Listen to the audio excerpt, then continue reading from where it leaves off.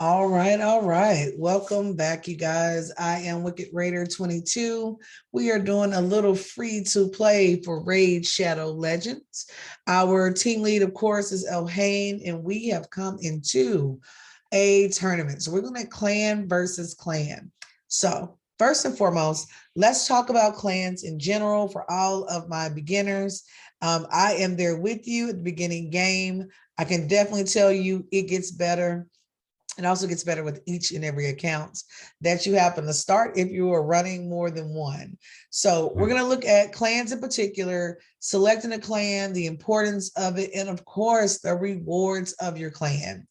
If you are just joining us for the first time, you should subscribe. We are trying to pump out as much content as possible to just support those beginning players, kind of give us a forum of what's going on, where we are, and of course, hey, we got to get it in. So we are at the Clan versus Clan tournaments. It is one of the newest tournaments that started just the other day. It's going to run for a short amount of time. It is a two-part event. So depending on how great your clan does this time, it kind of impacts the rewards for the part two. Now, I will tell you, it is night and day between my free to play clan and my pay accounts.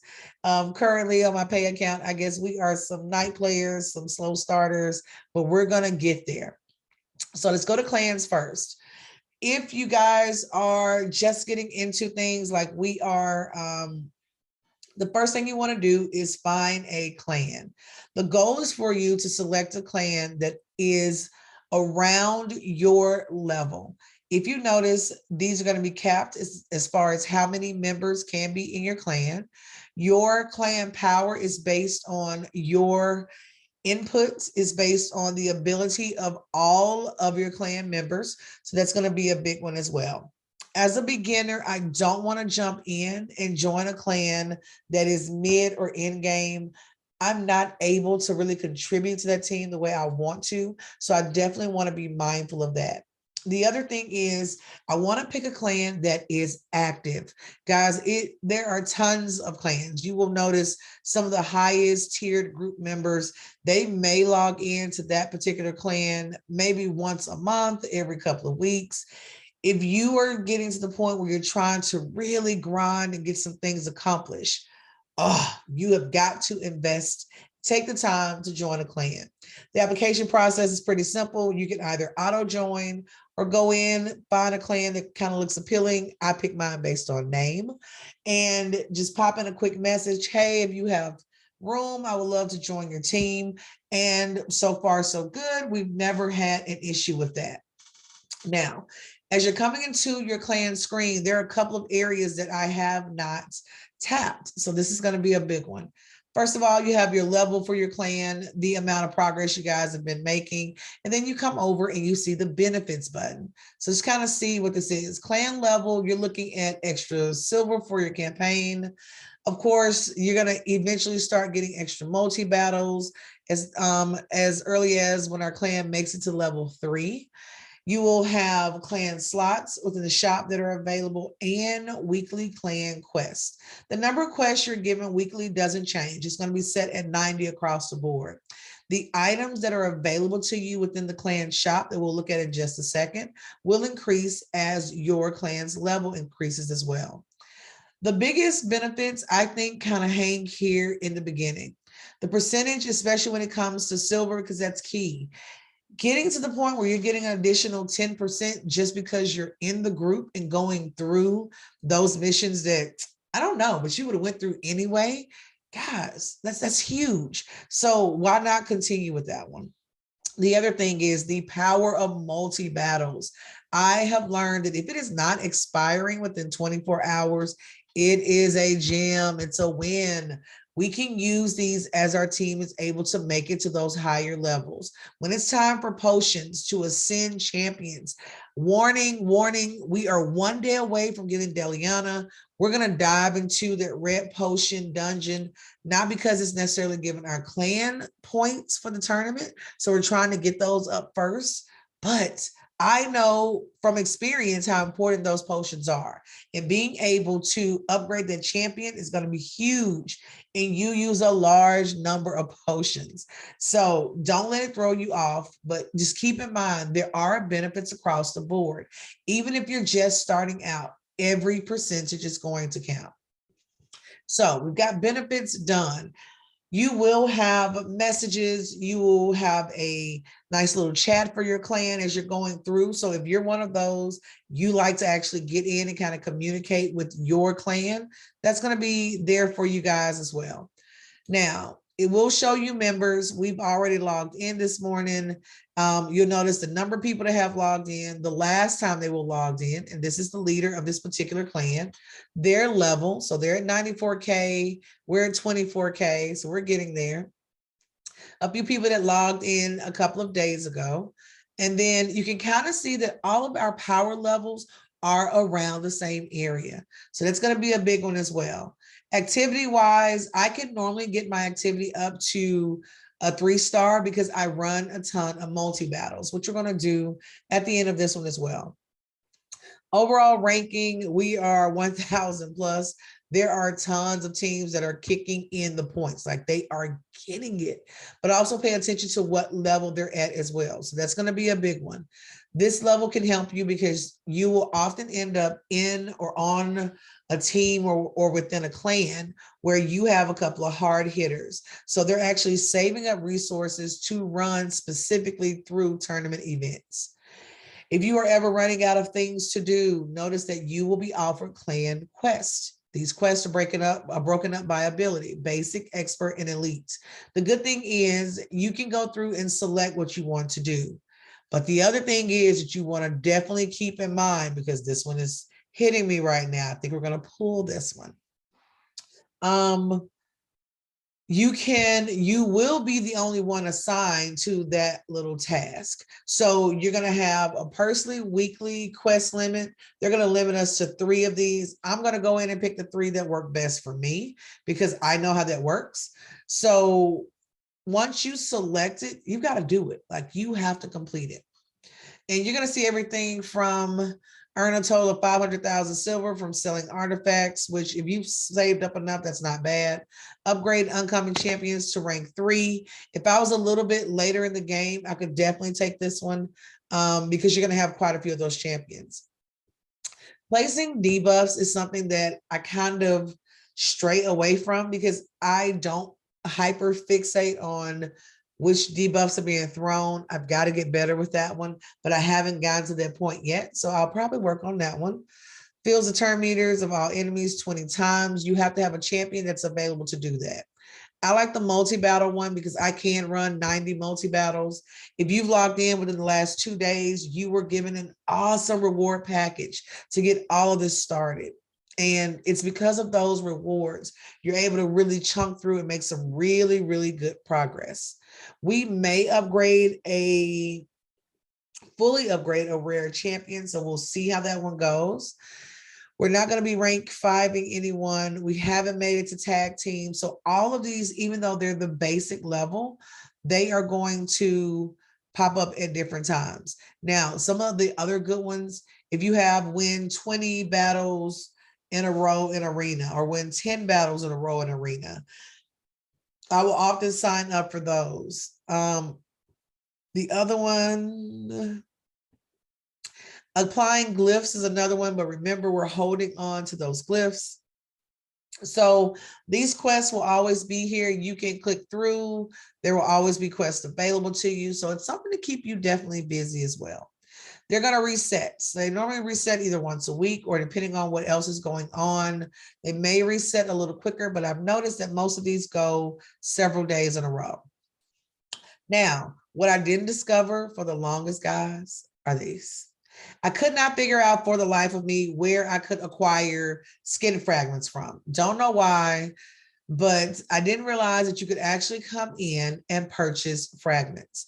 The other thing is you can complete quests and save up to get void shards. And as a new player, these are pretty good. Now, I will tell you when it comes to champion fragments, I am not an expert in that area. I do encourage a lot of people to kind of take a look at it. But what I've have learned to do is to look at the fragment, figure out who the champion is, go to YouTube and find a in-depth video on that particular champion. That has become an increasing thing for me. So I used to wonder why people would always investigate their games before playing. Hey, I'm from that era. You just got in and played until. And that's when I realized it saves you a lot of time. Some champions will work with you, and some champions are just not your spice of life. So keep that in mind as well. The item pool button, there's an equal chance of getting each item within each slot. So it just depends. A lot of times, guys, you want that little chicken so bad, but having the energy is also helpful as well. Slot 3 is another one. You pick up fragments, but every now and then you can unlock a chest that'll have a little bit more. So it does give you some idea of what you have the possibility of acquiring. Remember, all of these for slot 8 are used in the forge, and we haven't quite gotten there yet. But as you go down, you start having access to books or tomes, which are really important. And then we start seeing other artifacts, potions, etc., that can be used throughout other areas of the game. So the way the creators have linked each portion of the game to kind of guide you from one area to the other has been amazing as well. And that can be pretty helpful as someone who's just going through the battle. Now, clan versus clan, we are doing pretty good for our little 19 hours. I am so glad we were paired up, but we've reached that milestone. If you take a look, we've already contributed this morning 2,000 points. Guys, we started at 0. So let me just explain to this. We started at 0, and because of the work that my clan has been doing, because of the points that I put in, once you contribute 1,000 points, you have access to the clan rewards. The only rewards that you will struggle with will actually be your personal rewards, because these are a little different. If you go to the bottom for personal, you will only get personal rewards if your clan wins the CVC matchup against the opposing clan. Your clan is currently winning. So currently we're doing good. We're in the tier 1, so we're here. We should be able to win. Points needed here are 20,000. So I'm at the 2,000 range. I may hit 15 and we run a couple of multi-battles, but we can definitely see. These are awesome rewards. And I'm going to tell you guys now, the energy gets me excited. The access to chickens. I never knew that chicken could make a girl so happy. But we're going to go in and we're going to claim our little hearts out. Now, as a beginner, this is amazing. I'm going to tell you guys now, as a beginner, like mid-beginner player on a pay-to-play account, those clans start to run differently. So the higher you run up, there are a couple of things that happen, especially at that part of the game. I just claimed my 30-day login champion. So a couple of days ago, so I'm about 35, 40 days in at this point. You will notice that 3-4 week drop off, which is pretty normal. You get excited about something, you go into it, you're trying to decide, is this going to be a long-term kind of thing for you? Because there are some people who have been playing since the very beginning. They have been 3 years in, no matter what. They love it. They know the parts of the game, so they are there for it. And I think their excitement after seeing the advertisement pop up a couple of times is really what made me say, hey, why not? Let me get something long term. And once I figured out the game online is the same that's in the app, oh, I was sold, because now I can kind of take the pieces with me. When my day slows down, I am all about it. Here's the thing about milestones 7 and above. So 7 through 10, these are the things I want you guys to pay attention to. Number 1, remember those quests for the clan that you had to complete? You can earn those coins. Clan goal is going to be available at milestones 7, 9, and 10. Here's something else. Don't sleep on the brews. The brews become important. The chickens are great, so I'm glad they're giving those away at every level, but the brews become important as well.